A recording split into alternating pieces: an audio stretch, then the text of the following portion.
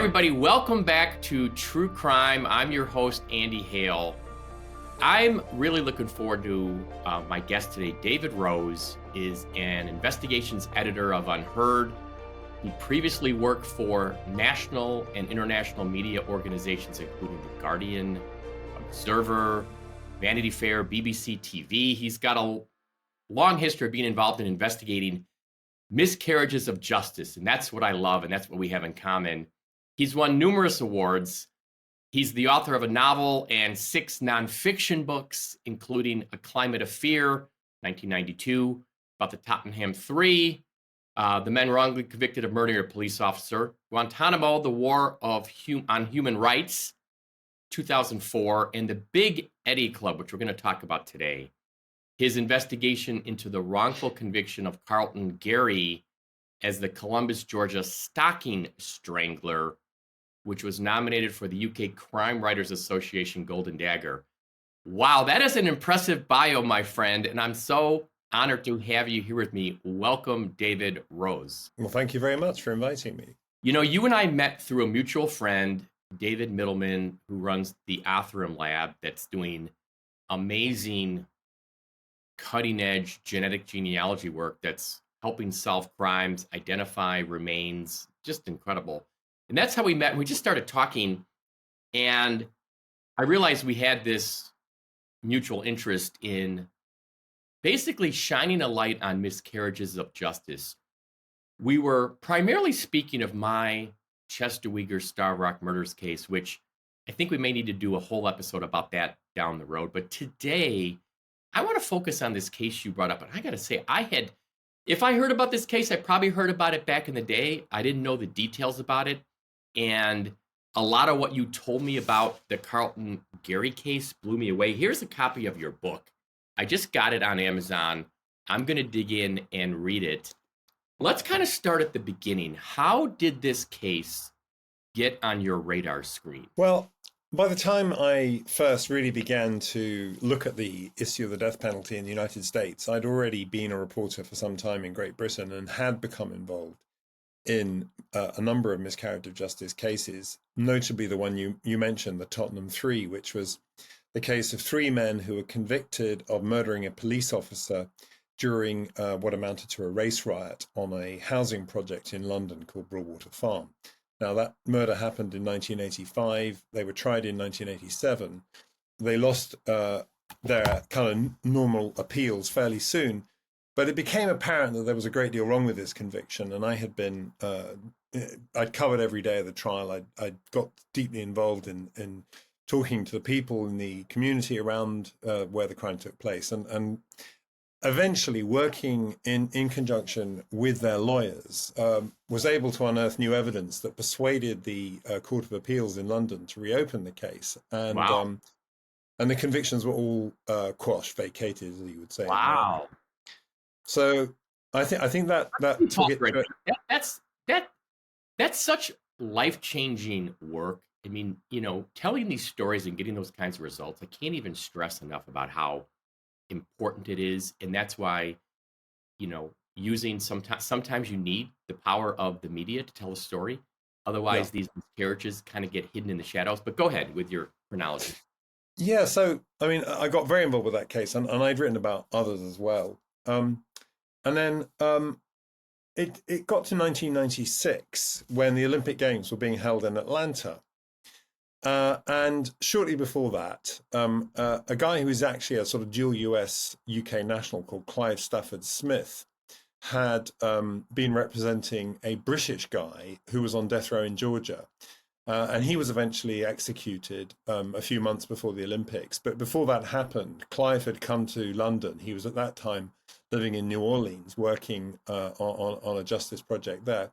And he drew a great deal of attention to this case. And I became captivated by the whole issue of the death penalty. So that summer in 1996, I persuaded the paper I was working for then, the Observer, to let me go to Georgia to write a big article about the death penalty. And if you go to Georgia and start talking to death penalty defense lawyers, you soon hear about this, or you then soon heard about this case, the so-called Columbus stocking stranglings. But I was already very intrigued. Now, when I went on that trip, I found other cases to write about. And also, at that time, Carlton Gary was still in state habeas, and his lawyers said, well, we're optimistic that we may persuade the judge here to give us a new trial. We don't think publicity at this stage will be helpful. So I let it go. Well, pretty soon after that, in fact, the state court rejected his habeas petition. And then not very long after that, I received a letter from a woman who lived in Norfolk, in deepest rural Norfolk, northeast of London. And it turned out that she had been corresponding regularly with Carlton Gary on death row in Georgia, and they had become good friends. And she said, look, I read your big article. I'd written a kind of 5,000-word piece about what was wrong with the death penalty in Georgia. She said, I read this article. You need to get involved with this. You should go and visit with Carlton. So I happened to be going to America again sometime later and managed to get a visitation order. So I went to see him on death row in the state of Georgia. And that was, of course, an extraordinary experience because, I mean, anyone who's not been into death row, it is the most bizarre and in many ways very, very oppressive atmosphere. Of course, the security is very, very tight. And I also experienced quite a lot of hostility to the fact I was going to visit, I mean, from the guards, that I was going to visit this apparently notorious killer. And, you know, why was I, a British man from Oxford, England, wanting to look at the case of this career criminal on death row in Georgia for horrendous crimes? Anyway, I got more and more intrigued. And then eventually, I think it was early 2000, I agreed with his then attorneys, who at this stage were now in the federal habeas stage of his case, that I should become their investigator because I did have experience of investigating miscarriages of justice. There seemed to me there was an awful lot yet to find, and they agreed. So basically, I became officially their unpaid investigator with a contract for $0 per hour to come and work on the case of Carlton Gary. But of course, part of that was I would also intend to write a book, which eventually I did. So that's how I got kind of drawn in. And gradually, you know, I built up a rapport with Carlton. I visited him many more times. And gradually I began to unearth new evidence that did cast strong doubt on the conviction. One thing I think is powerful with journalism today, what we've lost is there's not as much investigative journalism, I think, as there used to be. So I know, like, for instance, here in Chicago Tribune used to have investigative reporters, you know, a staff of them assigned to a case. It might take a month or 2 months to investigate, the mayor's office and corruption, or, you know, what's going on at City Hall, or, you know, what's going on, issues involving the city where you need to take a deep dive. Somebody needs to be committed to investigating this story. We've lost that in print journalism. You know, the budgets have gotten slashed. So the fact that you even were allowed to come over, you know, go out of the country to the United States to cover something like this is pretty remarkable, because if that doesn't happen, if they just say, you know what, we're going to spend our money here, we're not going to send you over there, we got enough to write about here, you would have never embarked on this journey and found out all the things you found out about the case. So let me go back and kind of set the table. What were the Stocking Strangler murders? Tell me the time frame. Tell me kind of the overview of what happened, and then how Carlton Gary got arrested for those crimes, because it sounds like it's a serial killer. Is that what it is? Yes, no question about that. And, you know, Columbus, Georgia is a very interesting place. It's a city of around 200,000 people, a bit more now, I guess. But it's about 100 miles south of Atlanta. It's on the Alabama state line. The Chattahoochee River divides Columbus, Georgia from Phoenix City, Alabama. Now, it has a very interesting history. It was one of the kind of early epicenters of the secessionist movement that led to the Civil War. The very first pro-slavery, anti-union journal was published in Columbus, Georgia, and started in about 1851. After the Civil War, the Ku Klux Klan first became apparent in Columbus, Georgia, when a notorious Confederate general, Nathan Bedford Forrest, who, as the commandant of prison camps in which black Union prisoners were held, is thought to have been responsible for about 18,000 murders. Oh my God. Yeah. So in the fall of 1868, Have you written a book about that? no, but there's a lot of history in my book, The Big Eddy Club. I did research the history of Columbus thoroughly because, I mean, what I found so gripping about the case was how you could see these continuities, and we can talk about one or two of them in a little while, between that historical period and the present, and what happened in the case of Carlton, this kind of institutional history of racism that was baked into Columbus, and especially the people who ran Columbus, its elites. So yeah, I was just saying in 1868, it was full election campaign for the U.S. Senate. The Republican candidate for the U.S. Senate, who, of course, at that time, the Republican is the Liberal Party, the party of Abraham Lincoln. He was gunned down by about 40 people, led by this Nathan Bedford Forrest. And it was one of the very first Klan murders, if not the very first. And then, in the months that followed, the years that followed, the Ku Klux Klan killed a great many people in and around Columbus. So it had that kind of resonance. Now, I mean, this history of racism and its manifestations continued way into the 20th century. It was in this kind of very tense climate in a city that was still pretty much segregated between white and black neighborhoods, that in the autumn of 1977, a very prominent white lady, the mother of the town's mayor, the city's mayor, was found strangled and raped. And there then followed a further 6 rape murders of elderly white women who lived on their own in a neighborhood called Winton, which was a prosperous upscale neighborhood, which was almost 100% white. In fact, it still is largely white, although, a few more African Americans have. And this is happening in what, like, decade? What time period?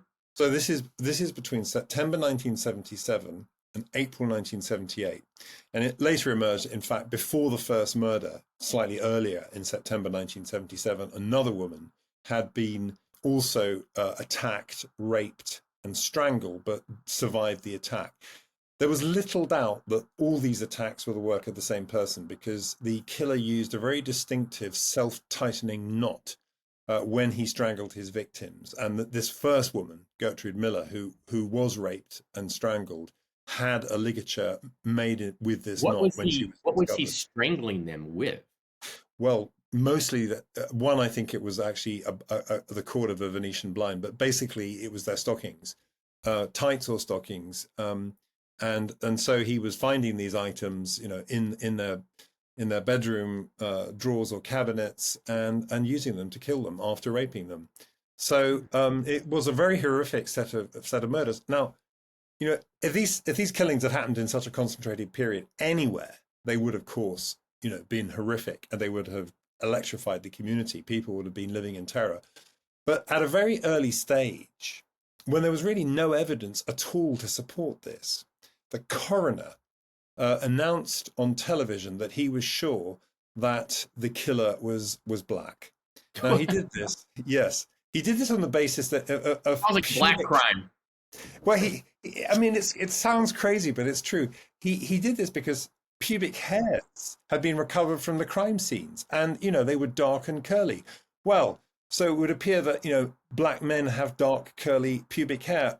Well, so do white guys. But this didn't stop this coroner, Donald Kilgore, from announcing that the killer was black, the victims were white. And so in a city which was already so racially polarized, and had been since its inception, this had the most devastating impact. And there were patrols.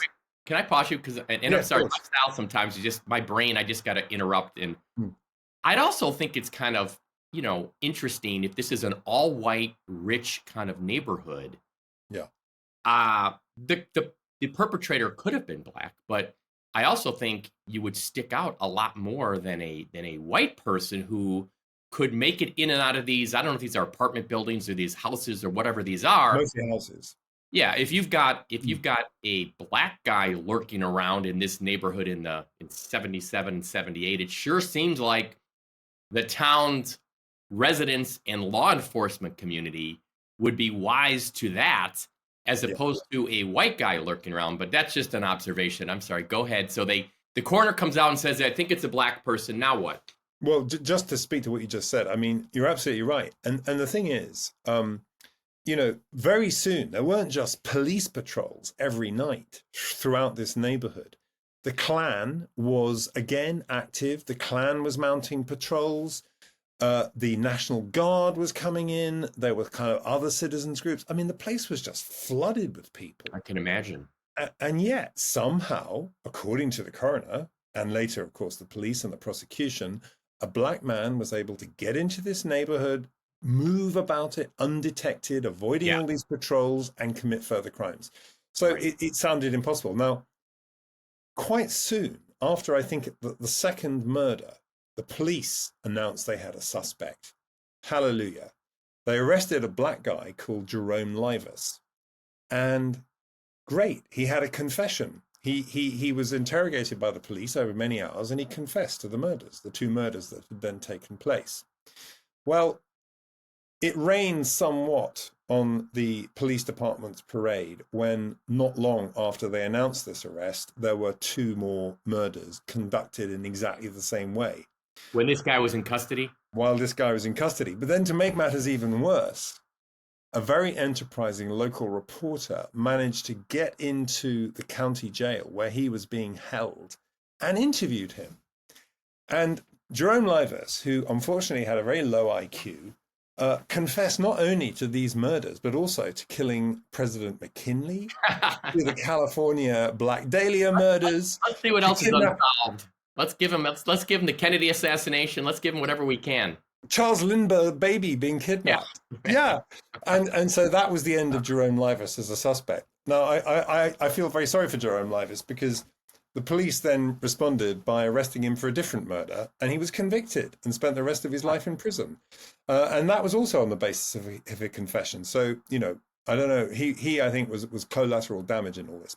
But anyhow, the killings continued, and the very last one, as I say, was in April 1978. Is that the last one? It stops then? Yeah, it stopped, and then that's it. No one knew what had happened. So at that point, after the last killing, has anybody been arrested in April of 78? Apart from Jerome Livas. Between 77 and 78, there's what, 6 or 7 of these murders? 7 murders plus an extra rape. 7 murders plus a rape, and then it just stops? Then it just stops. That's really interesting. And what's extraordinary is that nobody is arrested for another 6 years. Now, more than 6 years. Columbus, Georgia is right next to Fort Benning, which is the biggest infantry base in the United States. It's also the main training base for the US infantry.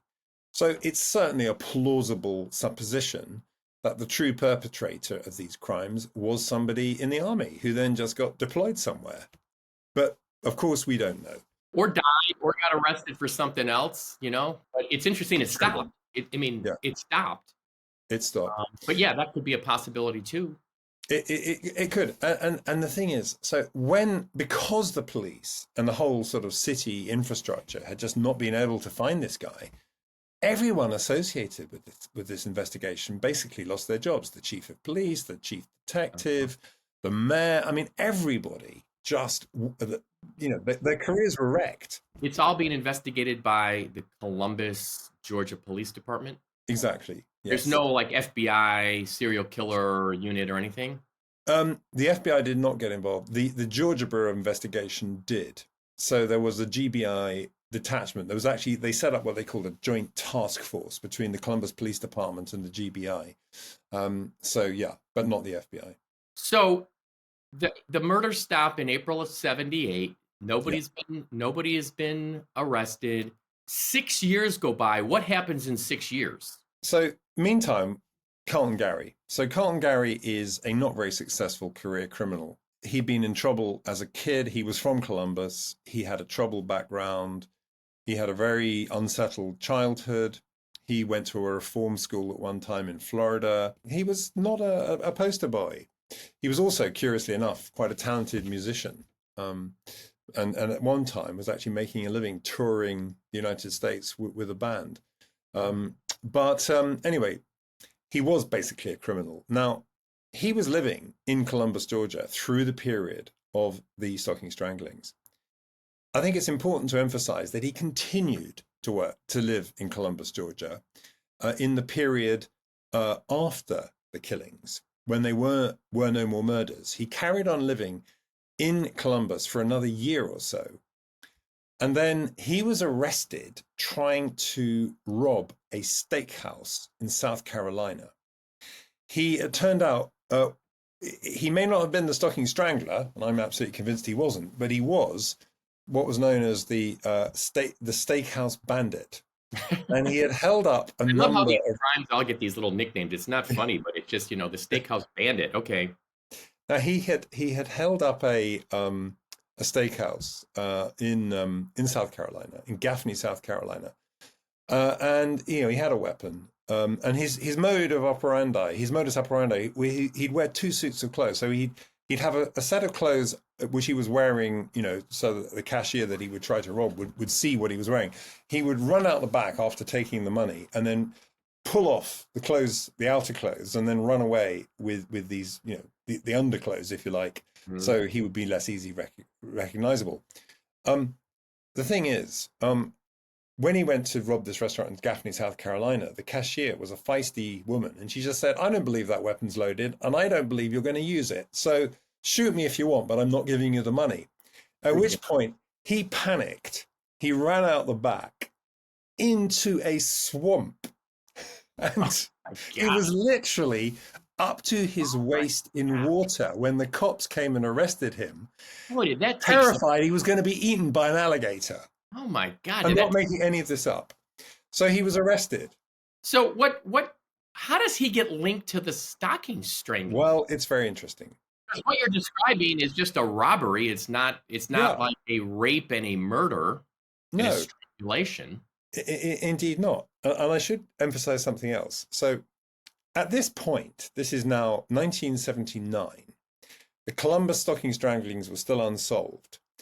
The task force led by the GBI and the Columbus Police Department was still trying to investigate these murders and getting nowhere. But one of the things they were doing, following this belief that the killer was an African-American, was trying to look at any African-American suspected of any kind of crime who had some connection with Columbus, Georgia. So the police in Gaffney notified the Columbus police that they had this man in custody.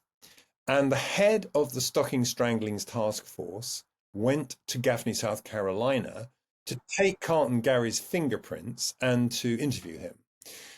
Now, this is really important because later it would be said that Carlton Gary's fingerprints had been found at the crime scenes of the stocking stranglings. But when the leader of that stocking stranglings task force, who was a very experienced detective, took his fingerprints in 1979, they found no match with prints left at the homes of the strangling victims. So he's arrested for this steakhouse bungled robbery. Yeah. They claim that they take his prints. Yeah. And they try to compare it to prints in the stocking strangling cases, but there's no match. There's no match. Okay, so. And by the way, that's something I discovered writing my book, Investigating for the Lawyers. None of this emerged at the trial. The fact that they had no match in 1979 was not revealed to the jury that tried Carlton Gary. So how does he? All right, there's no fingerprint connection. How does he get linked to the stocking strangling? Well, it's a very good question.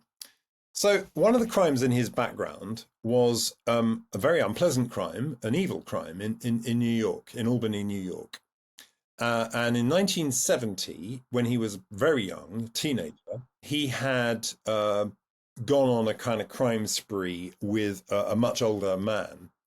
Now, there's every reason to believe that the person who killed the victim in what I'm about to tell you about was in fact this older man, because something which we'll hear about again in a moment, the shoe sizes, the shoe prints found in the victim's apartment were of somebody with much smaller feet than Carlton Gary. Carlton Gary has size 14 feet, a fact that is worth bearing in mind. This individual who was committing these crimes with him had much smaller feet. In any event, Carlton Gary always maintained he was only ever the lookout for this crime, in which, you know, this elderly lady had her apartment robbed and was raped and strangled, although not using any kind of ligature. She was strangled by somebody who used his bare hands. Carlton Gary was not charged with that crime. He pleaded guilty to being the lookout, and the police tried to pin it on this older guy. In the end, after 2 trials, the jury couldn't find him guilty or not guilty, and the case just ended.